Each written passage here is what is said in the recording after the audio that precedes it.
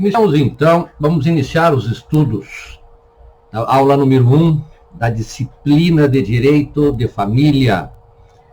O tema inicial, família e direito de família, tema dessa nossa aula de hoje. Aqui vamos então fazer uma breve introdução sobre alguns aspectos relevantes, depois apontar os textos legais de primeira ordem, que devem ser manuseados, consultados nessa disciplina. Faremos uma breve análise sobre a teoria fundante, sobre a doutrina explicativa desta instituição família e deste ramo do direito de família. Depois vamos para algumas atividades de estudo dirigido, que serão feitos na plataforma AVA da nossa universidade. Começamos aqui então na introdução. O mundo em que vivemos. É importante observar que nós vivemos num ambiente que é duplo. Há a natureza e há a cultura. A natureza com suas regras próprias, com sua dinâmica própria, e a cultura, esse construído que os humanos fizeram, realizaram ao longo do processo civilizacional ou civilizatório, e chegamos então ao ponto que estamos hoje. Mas é fácil perceber que a cultura, ela se situa dentro da natureza. A cultura, ela não substitui a natureza, ela não domina de fato a natureza, ela é dependente da natureza e deve sempre encontrar meios de sobreviver no ambiente natural. E aqui então a família aparece como este elemento estruturante da ordem social. A família humana, essa maneira de vivermos, é uma imposição da natureza, mas também é uma opção cultural, uma opção social. A forma de vivermos no grupo familiar pode ser diversa, mas nós vamos escolhendo aquele que nos parece mais razoável, mais adequado à luz de certos valores, à luz de certos princípios, à luz de determinadas opções que julgamos, por razões as mais variadas, adequadas. Quais os textos legais que trazem a regulação sobre a família? Nós temos a Constituição da República Federativa do Brasil de 1988, nossa última Constituição, já tem mais de 30 anos. Aqui, então, vamos encontrar um título próprio sobre a família e a sua proteção, a sua importância, a sua relevância. As normas de direito de família, muitas delas, foram elevadas a status de norma constitucional desde há muito. As constituições, em geral, elas referem-se à família como aquela ordem básica da sociedade, aquela célula primeira, aquela célula primária na qual os humanos aparecem e são ali, então, protegidos, guardados, cuidados. Depois, o Código Civil vai ter um livro próprio, tratando do direito de família. É este livro que nós vamos estudar com mais vagar na nossa disciplina. Então, o Código Civil, uma norma infraconstitucional, regulando o instituto do casamento, da união estável, os institutos que vão permitir a formação da família como instituição. E também o Código de Processo Civil, vamos verificar que há legislação própria, procedimentos próprios que visam proteger a família, as chamadas ações de família. Nós vamos examinar quando chegarmos nesse ponto ao longo das nossas aulas. Então, são textos legais básicos que devem ser visitados, devem ser lidos por todos nós. Teoria fundante. Começamos identificando o que é família. Família é a instituição social que possibilita o agrupamento social dos seres humanos, tendente à proteção integral, à formação e ao desenvolvimento da personalidade de seus integrantes. Vejam que o conceito já nos orienta que se trata de uma instituição social, criada pela cultura, mas informada pela natureza. Aqui o que se quer é a melhor forma de organizar a proteção dos humanos. como devemos estruturar a nossa vivência, a nossa existência, para que possamos ter possibilidade de sucesso no mundo da natureza. E então a família é essa grande instituição que vai sendo lapidada, aperfeiçoada, ela vai adaptando-se às necessidades históricas da civilização. Aqui no item 212, Gênese e Evolução Histórica. Sabemos nós que o rastreamento de um instituto ao longo da linha histórica é uma tarefa bastante complexa. Nós temos, então, muitos anos de civilização. São mais de 8.000 anos, se tomarmos como referência a invenção da escrita e todo o desenvolvimento tecnológico, de domínio dos elementos da natureza e da formatação de equipamentos, de armas, de ferramentas, de meios para uma existência mais adequada nesse meio em que estamos jogados a viver.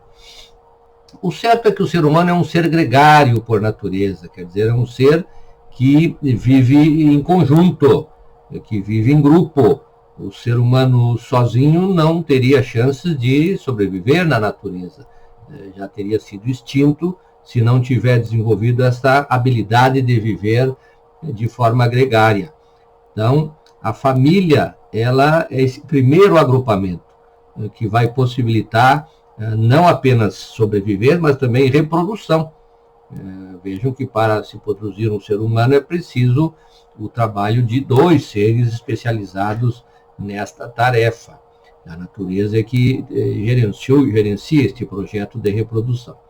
Então nós temos que considerar que o Brasil indígena, ele tinha o seu formato de grupo familiar, mas tão logo os portugueses invadiram esta área, portugueses especialmente, mas também espanhóis e depois outros agrupamentos europeus, mas aí a formatação da família passou a seguir uma orientação que vem da experiência europeia.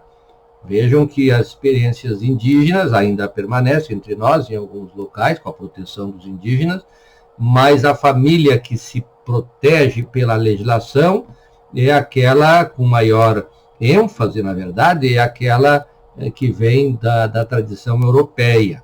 Então, no Brasil, enquanto colônia de Portugal, até 1815, sabemos nós que a partir de 1808, nós tivemos uma fase em que a corte de Portugal se instalou aqui, no Brasil, mas como sede do reino português. Claro, isso trouxe uma série de novidades na administração desses espaços aqui no Brasil, mas apenas a partir de 1815 é que o Brasil passou a ser um reino unido a Portugal, de 1815 a 1822, quando então houve a queda da França e o rei português permaneceu no país até 1822, quando então retornou a Portugal.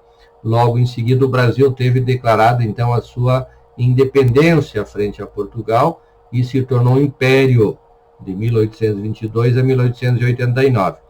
E nós vivemos hoje então a fase do Brasil republicano, começou em 1889.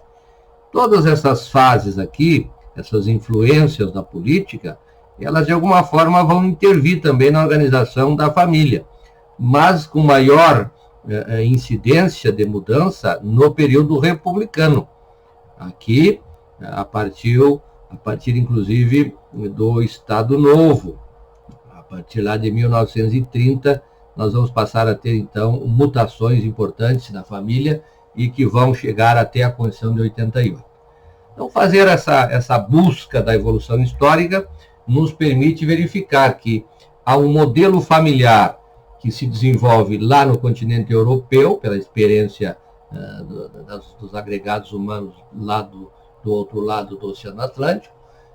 Depois há, então, a invasão das terras brasileiras e aquela experiência ela acaba, então, se solidificando aqui, até mesmo depois pela vinda de colonos para ocupar o território, suplantando, portanto, as experiências indígenas que aqui se materializaram. Vamos ver aqui a classificação da família no mundo contemporâneo, segundo alguns alguns elementos classificatórios, alguns horizontes classificatórios.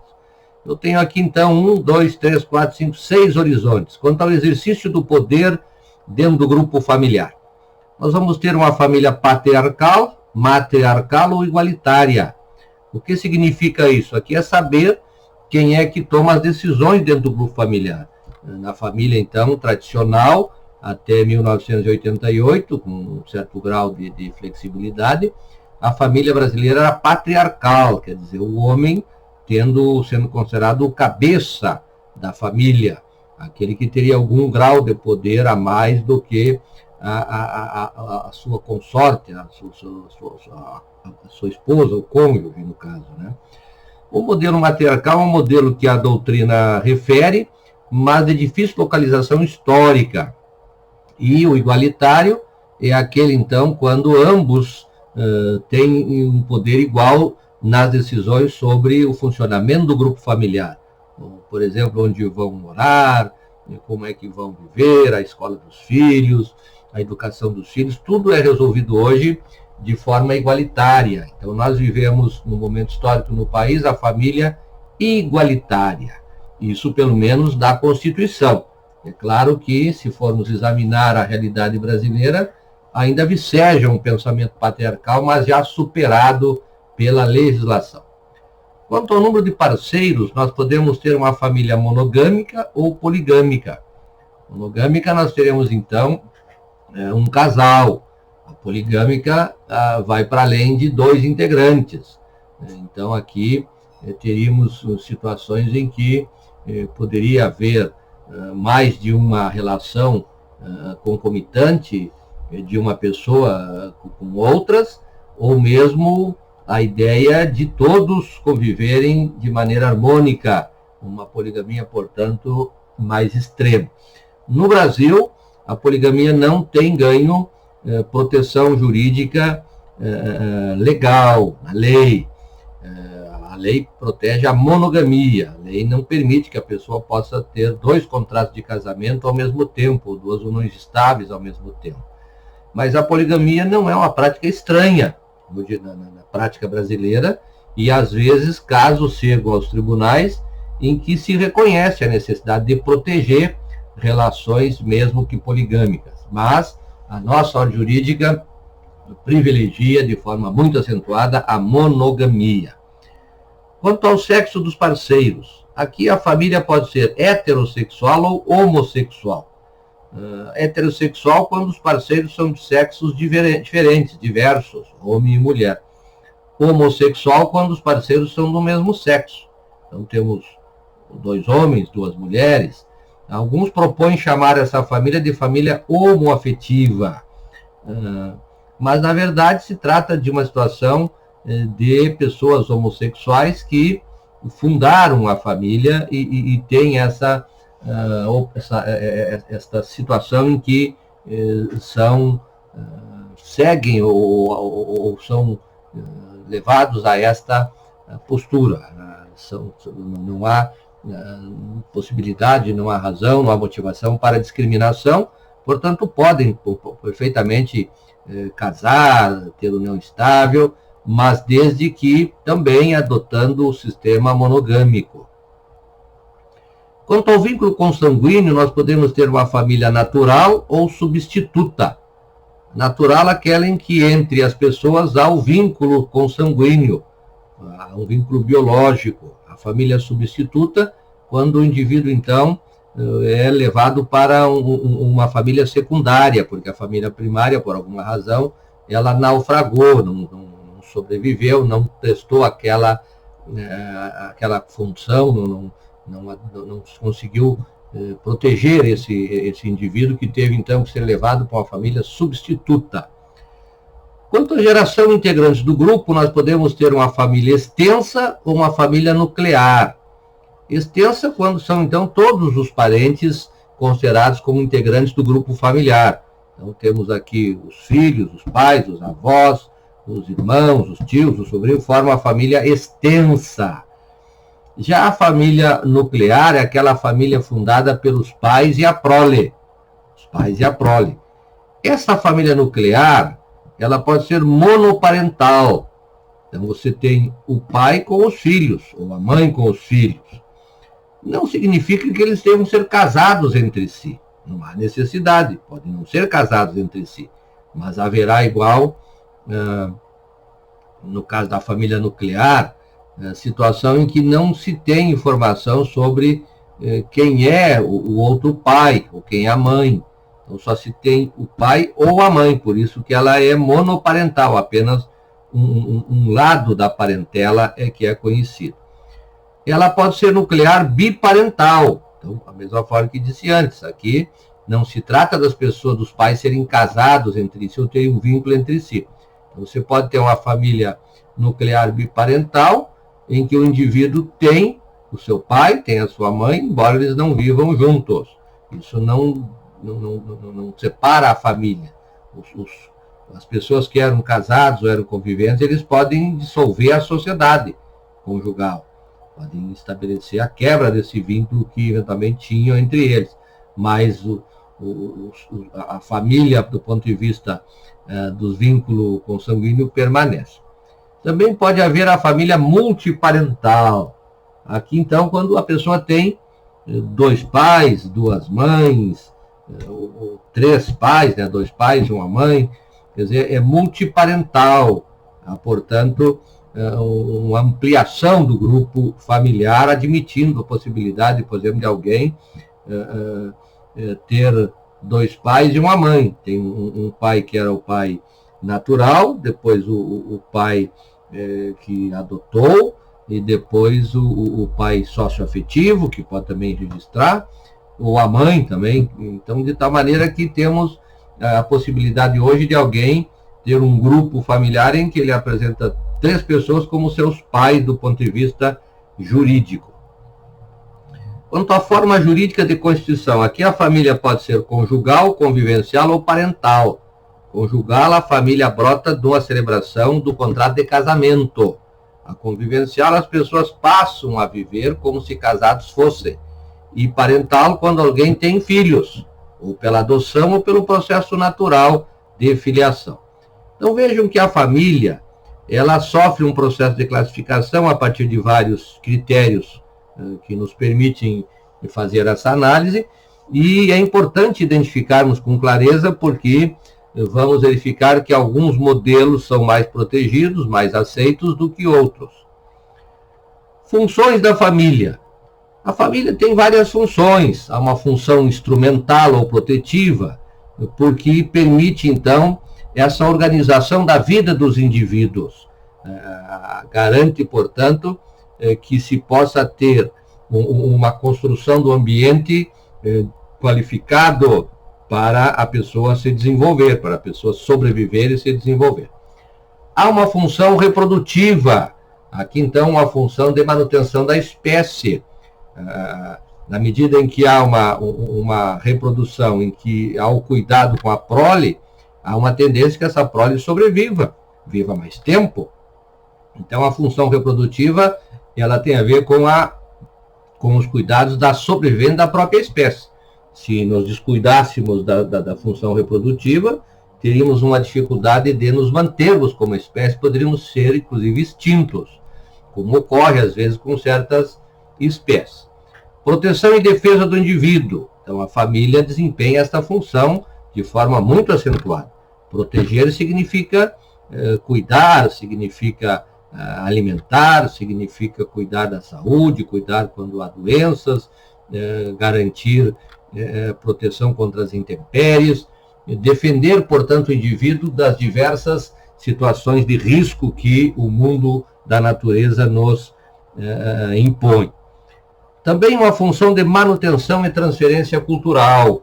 Aqui a família é o primeiro espaço no qual vai se dar esse acesso à cultura, às práticas que são seguidas naquela sociedade mais ampla. Então, a base do aprendizado está no grupo familiar. Claro, sabemos que as pessoas hoje, para terem uma formação mais qualificada, vão para a escola, frequentam ambientes especializados, mas a família é igual esse ambiente primeiro, que deve ser sempre estimulador e protetivo. Também uma função de solidariedade e afeto. Vejam que os indivíduos não precisam apenas de água e pão para sobreviver. Há também uma necessidade de atender às emoções, de desenvolver esta habilidade de integração, de socialização.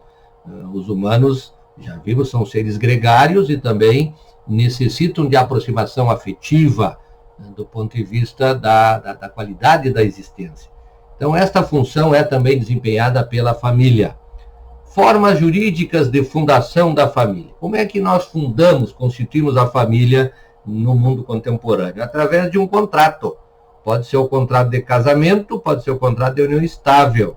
Estamos falando aqui da família nuclear biparental, quando então a pessoa pode, decidindo fundar uma família, fazer um contrato de casamento com outra pessoa, e a partir dali então criam este ambiente qualificado de existência e de manutenção de prole, que pode ser inclusive uma prole de terceiro, não precisa ser uma prole do próprio casal, pode ser uma prole que vem pelo mecanismo da adoção ou da fecundação artificial, fecundação medicamente assistida. Integrantes da família. Aqui vai depender do tipo de família, se é extensa ou nuclear. Se for uma família extensa, nós temos então muitos integrantes. Vamos da linha reta, ascendente, descendente, e na linha colateral. Então nós vamos ter os filhos, os pais, os avós, bisavós, trisavós, ou então, do ponto de vista dos ascendentes, vamos falar em netos, bisnetos. Então a família extensa na linha reta consanguínea nos leva a muitos integrantes. Claro que aqui há uma importância de que estejam vivos e ativos e participem da vida do grupo familiar, porque quando ocorre a morte, né, a extinção dos indivíduos, torna-se apenas uma lembrança, mas sempre é importante também cultivar essa questão de valorizar os antepassados. Já a família nuclear será integrada por quem? Pelos genitores e a prole. Então temos os pais e os filhos. A família nuclear será integrada por pai, por mãe e por filhos. Pode haver também aqui um parentesco por afinidade, que é o padrasto, a madrasta, que pode surgir ali na medida em que se tem então alguém que tenha filhos, viúvo ou viúva, e há uma nova relação chamada de segundas núpcias. Então os integrantes dependem aqui do tipo de família que eu estou falando, se é extensa ou nuclear. Natureza jurídica da família. A família deve ser vista como uma instituição social. O que quer dizer isso? A família não é pessoa jurídica. A família não é não tem personalidade jurídica, não tem CNPJ, e, portanto, ela não tem uma existência do ponto de vista jurídico para ser acionada, para ser chamada a juízo, para responder por dívidas, ou mesmo para ter patrimônio em nome dela.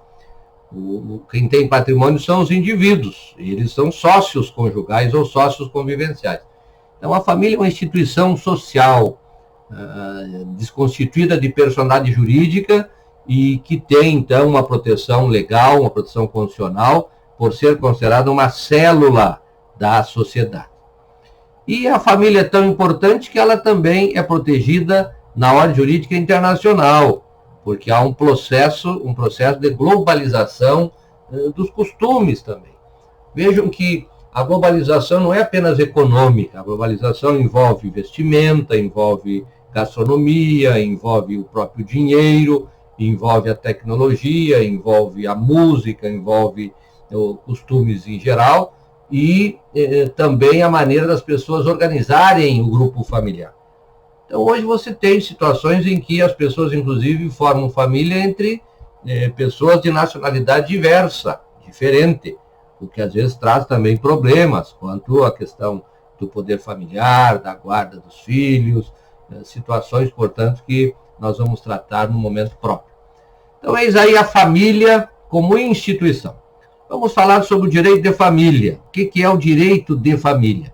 É um complexo de normas jurídicas que regula as relações jurídicas familiares em seus aspectos pessoal, social e patrimonial. Então, se trata daquele conjunto normativo que vai regular o funcionamento da família. A maneira como a família se organiza, como ela surge, como ela funciona, como as pessoas podem também romper o contrato que deu origem àquele grupo familiar.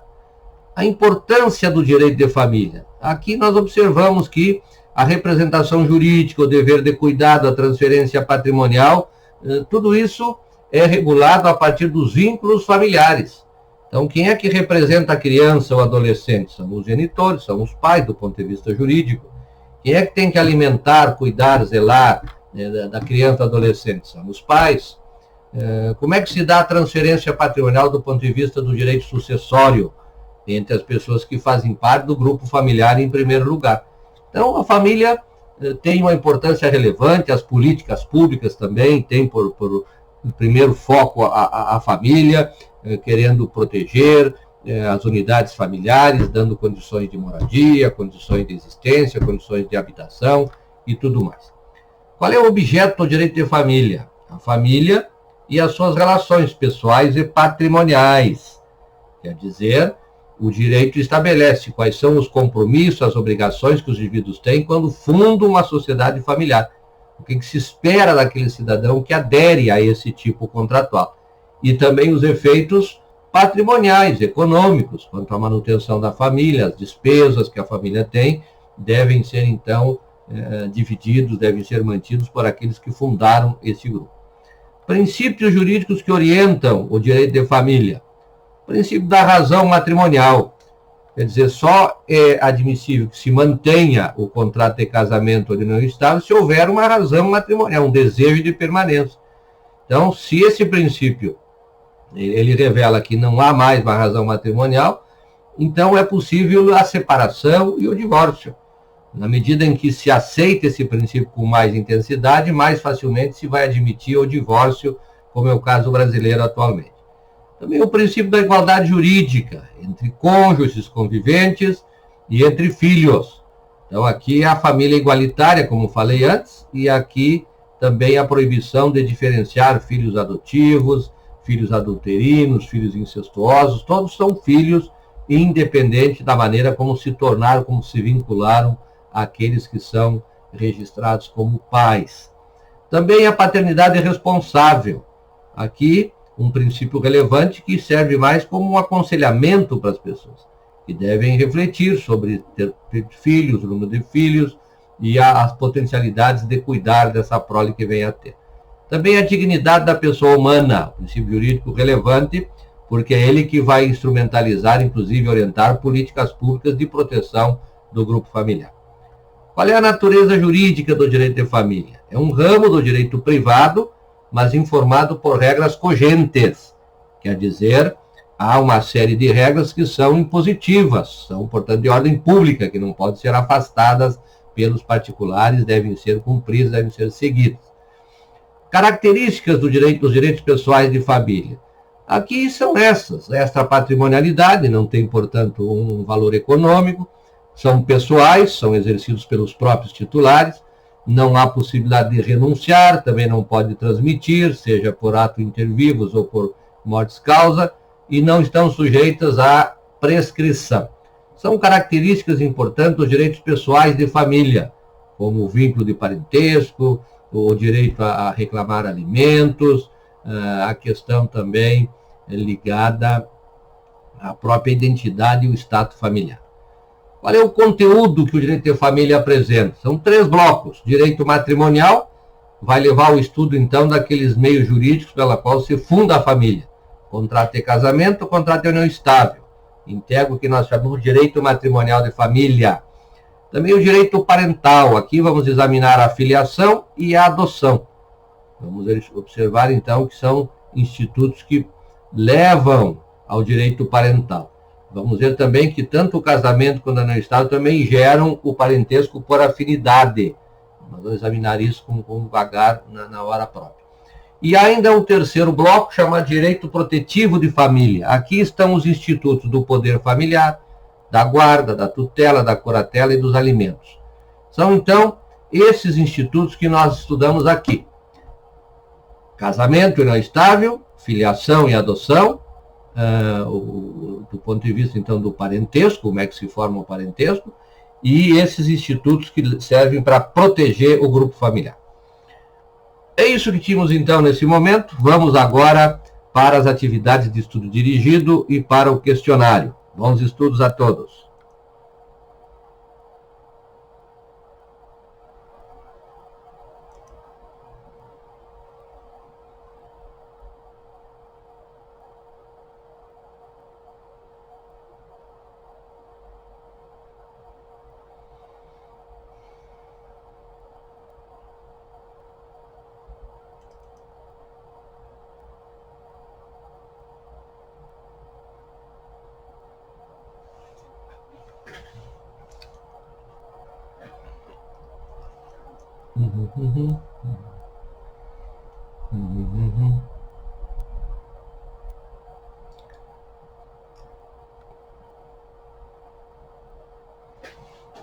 Isso aqui.